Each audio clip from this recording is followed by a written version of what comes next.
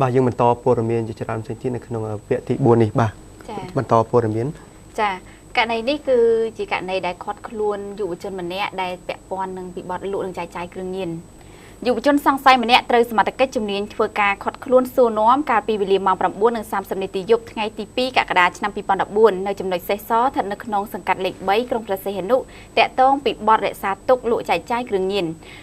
លោកវិរៈសេនីត្រីតសរិទ្ធនាយការិយាល័យប្រឆាំងការជួញដូរគ្រឿងញៀននៃស្នងការដ្ឋាននគរបាលខេត្តព្រះសីហនុបានបញ្ជាក់ថាក្រោយពីតាមដានអស់រយៈពេលជាច្រើនសប្តាហ៍មកនៅយប់ថ្ងៃទី 2 ខែកក្កដានេះកម្លាំងរបស់លោកបានខាត់ខ្លួនបរិសម្នាក់ខណៈពេលជនសង្ស័យកំពុងចែកចាយថ្នាំញៀននៅចំណុចសេះសសួនច្បារកំពង់ផែស្ថិតក្នុងក្រុមទី 19 ភូមិ 3 សង្កាត់ 3 ក្រុងព្រះសីហនុជនសង្ស័យដែលបានខាត់ខ្លួននេះមានឈ្មោះម៉ាក់រំចង់ភេទប្រុសអាយុ 26 ឆ្នាំជនជាតិខ្មែរមានស្រុកកំណើតនៅទីក្រុងភ្នំពេញបច្ចុប្បន្នស្នាក់នៅក្រុមទី 14 ភូមិ 3 សង្កាត់លេខ 3 ក្រុងព្រះសីហនុនិងដកហូតបាននៅថ្នាំញៀនប្រភេទមេតាំហ្វេតាមីនម៉ាតកកចំនួន 2 កញ្ចប់ធំជាង 8 ក្រាមលុយខ្មែរចំនួន 10,000 រៀលនិងលុយដុល្លារចំនួន 20 ដុល្លារក្រោយពីការធ្វើការសាកសួរជនសង្ស័យរួមជាមួយនឹងវត្ថុតាងនឹងត្រូវបញ្ជូនទៅកាន់សាលាដំបងខេត្តដើម្បីចាត់ការតាមនីតិវិធីច្បាប់នៃទោសរក្សាទុកនិងលក់ចែកចាយគ្រឿងញៀន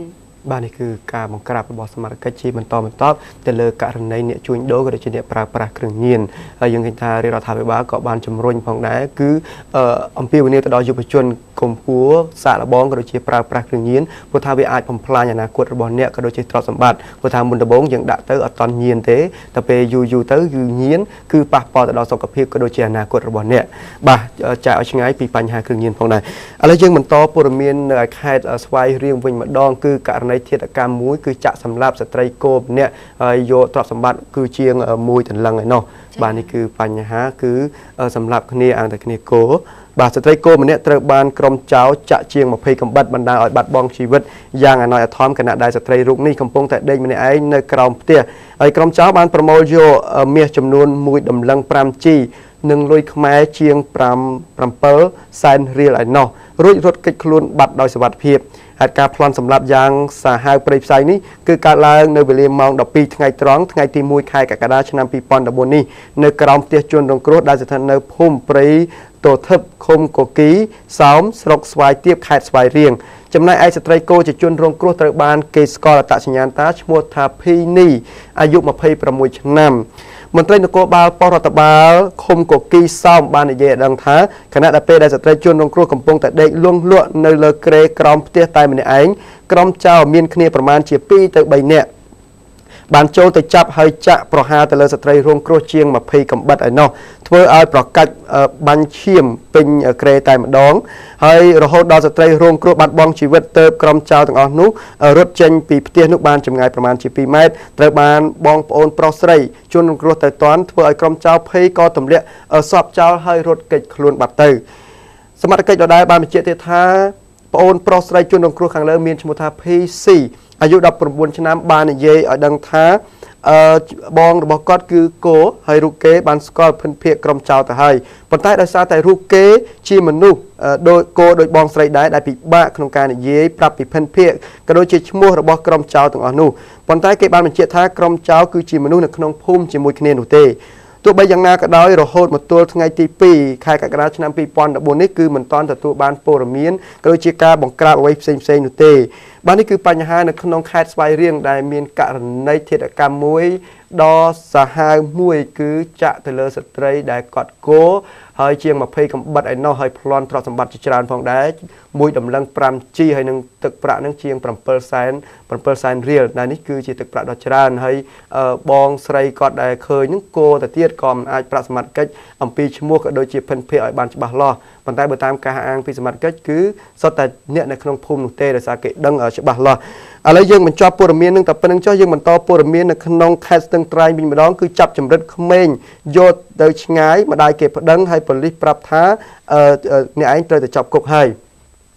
នៅថ្ងៃទី 1 ខែកក្កដាឆ្នាំ 2014 ជនសង្ស័យហៅសួងវុធីត្រូវបានកម្លាំងនគរបាលខេត្តស្ទឹងត្រែងនាំខ្លួនពីខេត្តបាត់ដំបងពាក់ព័ន្ធនឹងករណីជាច្រើនមានដូចជាករណីរត់ចេញពីគុកចាប់រំលោភចាប់ចម្រិតហើយបច្ចុប្បន្នជនសង្ស័យត្រូវបានសមត្ថកិច្ចជំនាញកំពុងរៀបចំឯកសារពាក់ព័ន្ធនឹងករណីខាងលើបញ្ជូនខ្លួនទៅកាន់តុលាការដើម្បីចាត់ការទៅតាមនីតិវិធី ជនសង្ស័យមានឈ្មោះថាសួងវុធីហៅសាវីភេទប្រុសអាយុ35ឆ្នាំរស់នៅភូមិមូនឃុំអន្លង់ជ្រៃស្រុកថាឡាបូរវត្តខេត្តស្ទឹងត្រែងជាមួយនឹងប្រពន្ធក្រៅផ្លូវច្បាប់ហើយចាប់ក្មេងស្រីអាយុ2នាក់ជាបងប្អូនបង្កើតទម្លាក់ទុកនៅសង្កាត់រតនៈក្រុងខេត្តបាត់ដំបងនោះដើម្បីជំរិតទេប្រាក់50,000រៀលពីថ្ងៃទី27ខែមិថុនាឆ្នាំ2014ហើយករណីខាងលើត្រូវបានម្ដាយក្មេងនោះដាក់ពាក្យបណ្ដឹងទៅសមត្ថកិច្ចដើម្បីចាប់ខ្លួននៅខេត្តបាត់ដំបងកាលពីថ្ងៃទី30ខែមិថុនាលោកវរៈស្នេហ៍ឯកហមប៊ុនថែមទទួលបន្ទុកផ្នែករងនគរបាលខេត្តនិងជាប្រធានការិយាល័យកណ្ដាលព្រំប្រទានបាននិយាយដឹងថាក្មេងទាំងពីរនាក់នោះទី1មានឈ្មោះថាសូវីតភេទប្រុសអាយុ13ឆ្នាំទី2មានឈ្មោះថាស៊ូវិសាភេទស្រីដូចគ្នាអាយុ7ឆ្នាំដែលឪពុកមានឈ្មោះថាសកឹមសួរនិងម្ដាយមានឈ្មោះថាធួនចន្ទធីមានទីលំនៅនៅខេត្តស្ទឹងត្រែងដូចគ្នា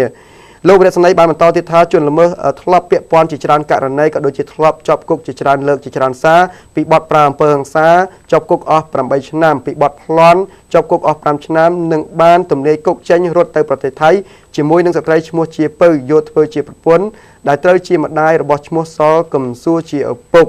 បាទនេះគឺបញ្ហាគាត់មានបញ្ហាជាបន្តឥឡូវសមាជិកកំពុងតែកសាងសំណុំរឿងបន្តទៀតឥឡូវយើងបញ្ចប់ព័ត៌មាននឹងតែប៉ុណ្្នឹងចុះយើងបន្តព័ត៌មានពាក់ព័ន្ធនឹងក្រុមហ៊ុន Manulife អះអាងថាការដំណើរការរបស់ខ្លួនផ្នែកធានារ៉ាប់រងនៅកម្ពុជាគឺទទួលបានការគាំទ្រយ៉ាងច្រើននិងទទួលបានជោគជ័យនោះបន្ទាប់ពីដំណើរការអាជីវកម្មរបស់ខ្លួននៅក្នុងប្រជាជាតិកម្ពុជាអស់រយៈពេល2ឆ្នាំកន្លងទៅនេះក្រុមហ៊ុនធានារ៉ាប់រងអាយុជីវិត Manulife បានបង្ហាញអំពីភាពជោគជ័យនិងការទទួលនៅការគាំទ្រយ៉ាងមាំមួនព្រមទាំងទទួលទំនុកចិត្តពីអតិថិជនរួមទាំងចំណែកជួយការពីអនាគតក៏ដូចជាកញ្ចប់ហិរញ្ញវត្ថុសម្រាប់ក្រុមគ្រួសារផងដែរ